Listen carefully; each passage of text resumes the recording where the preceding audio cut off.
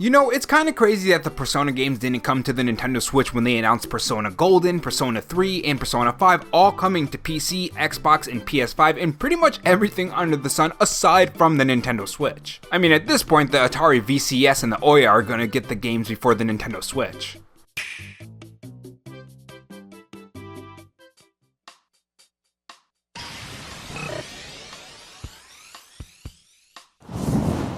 Hey guys, it's Rob here, and welcome back to the Robo-Chan Show, where we take the gaming news format that channels like Spawnwave or Arlo do, add a dash of animation and some cool editing on top to bring you your gaming news, leaks, and rumors in a fresh new way. If you're new here and want to be kept up on everything gaming, make sure you subscribe to the channel and leave a like if you enjoy the video and dislike if not. And if you're interested, I have a Patreon, which link to that will be in the pinned comment along with my Twitter account. In this video, we are going to talk about the latest gaming news that includes new Final Fantasy games hitting the Nintendo Switch, a crazy unreleased Kirby game, a new Nintendo Switch game leak that also has some screenshots as well, and other cool news and rumors. So first up, let's talk about the new Nintendo Switch game that was leaked. So if you guys have been following the rumor videos or Nintendo Switch leak videos, you will recall me talking about a Nintendo game that was a new Fire Emblem game other than Fire Emblem Three Hopes. Nintendo leaker New Marco Maro brought this up months and months and months ago, and it was part of a video that I did back then. Emily Rogers also came out and said that a new Fire Emblem game is coming out as well, which we did cover on the show as well. Now fast forward to now, and it seems like Fire Emblem Warriors 3 Hopes may not be the only Fire Emblem game that we'll be playing this year. Comicbook.com has wrapped up the info in a nice article, and this is what Emily Rogers said about the new Fire Emblem game. The report from Rogers begins by claiming the new project is a new game with a brand new story, not a remake or a remaster, and that it's from Intelligent Systems, with Koei Tecmo and Gus assisting with development. According to Rogers, the latter of these three heavily assisted with visuals and graphics in particular, which has resulted in graphical improvement from Fire Emblem Three Houses. The report claims that the title was originally intended to celebrate the series' 30th anniversary and has been finished completely over a year now. Why it hasn't been released, let alone revealed yet, the report doesn't say, but it may have something to do with not crowding Fire Emblem's heroes. And yeah, that does make a lot of sense. Even with Nintendo, they don't release games over and over and over again. You can tell they have a certain pace of games when they release it on the Nintendo Switch. So it's no surprise that other companies would do that as well. Lastly, the report leaks some actual details of the game. Well, supposedly the main character of the game has some strange red and blue hair and his mother is a dragon.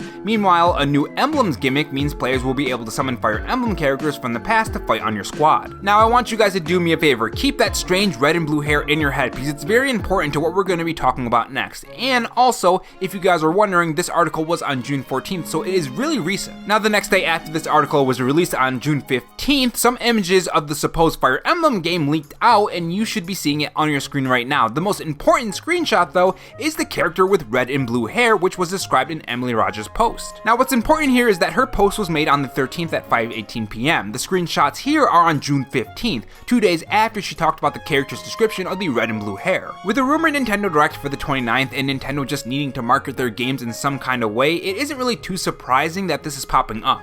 Especially considering Fire Emblem Three Houses was received really well and Fire Emblem is back in the public eye. But as always guys, this is a unconfirmed Nintendo Switch leak, even if there are screenshots of the game, because those screenshots could also be fake as well, so consider that when believing this. And moving on to the next part of the show, we finally have a new Final Fantasy game coming to the Nintendo Switch, and it's a pretty big one. Now you guys know that I am a huge RPG fan, so this Final Fantasy celebration got me incredibly excited for the future of Final Fantasy. Not to mention I still want to get back to Final Fantasy 14. I mean, look at this screenshot of my jailbroken iPhone 3. There's Zelda, there's a whole bunch of RPG games there. You guys can tell my taste in games hasn't really changed too much. Now, I do have to say, I love the showcase. I mean, we got more Final Fantasy 7 remake footage and the newer game looks amazing. I can't wait to play that on my PS5, but we also got Final Fantasy Crisis Core Reunion, which is the Final Fantasy game that's coming to the Nintendo Switch. Now my question is, how does this run on the Nintendo Switch and how much sacrifice are they gonna have to make this game for the Nintendo Switch?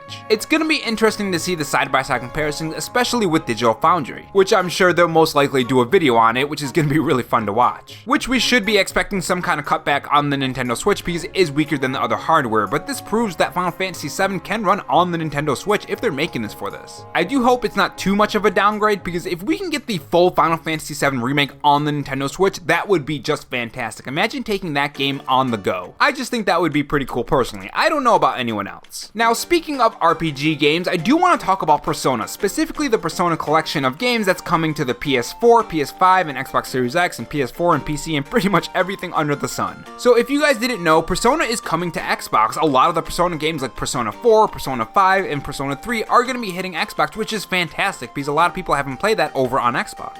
So it's great to see that more people are going to be playing these fantastic games, especially Persona Golden, which is my personal favorite. Although I do have a soft spot for Persona 3 because I love the atmosphere in that game. It was a lot darker than Persona Golden. And when I say darker, I mean darker as in the level design and the story and just the atmosphere of everyone around you. Tartarus just had so many memorable level designs that I just completely loved and fell in love with. But anyways, enough gushing about Persona 3. My question is, why wasn't it announced for the Nintendo Switch? You really have to wonder why Xbox of all places, no offense, I'm glad that you guys are being able to play it, but why not on the Nintendo Switch? It's just a perfect platform for Persona games. I mean, this is a really weird situation, right? Am I crazy? Am I the only one who thinks this is really weird? The Nintendo Switch could end up becoming the best-selling console of all time, and you just skip it for Xbox and PS4 and pretty much everything else. That's kind of weird, right? You would have to be bonkers to be able to ignore that large of an install base. So what is going on here? Well, here are my theories on this. I think Atlus knows that a lot of people would buy this game on the Nintendo Switch, so much so that they would buy it instead of the other versions. So maybe their thought process is they'll release it on other consoles and then bring it to the Nintendo Switch. Because I don't know about you guys, but if they announce a Switch port of these games for the Nintendo Switch, I wouldn't buy it on my PC or PS5. I would get it on the Nintendo Switch. Now that there is no Switch release date and we don't know if it's going to hit the Nintendo Switch or not, I might just go with the PS5 version or the PC version. I'm gonna try to hold out a little bit longer, but eventually if it's not coming to the Nintendo Switch, then I'll just get it on the PS5 or the PC. That's just my thought process. For those who do have a Nintendo Switch and a PC, or a Nintendo Switch and a PS5, or a Nintendo Switch and an Xbox Series X or S,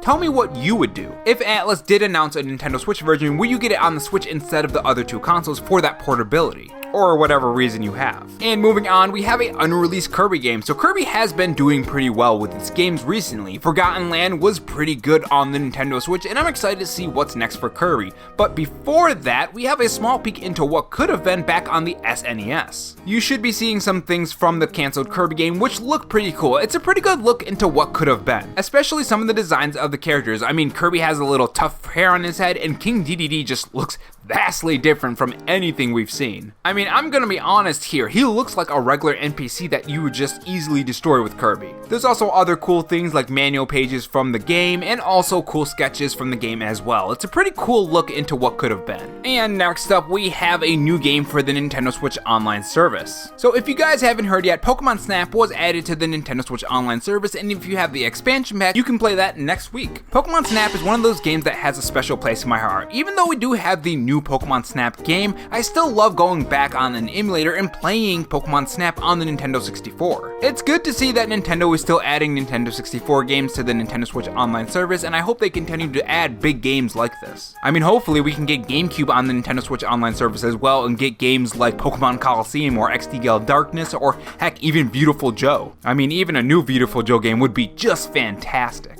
And that is all for the latest Nintendo rumors and Nintendo news. Make sure you guys tell me your thoughts on the news like Final Fantasy hitting the Nintendo Switch, the unreleased Kirby, and even the rumored Fire Emblem game. Tell me your thoughts in the comment section below. And if not, on your way out, make sure you subscribe for more videos and also have that notification bell on. And if you want to support the channel in any other way, there is my Patreon and Twitter account in the pinned comment if you're interested in those. Oh, and also have this donut if you're still sticking around for me rambling. Thanks for watching, guys, and remember, stay safe, stay charged, and have a good one.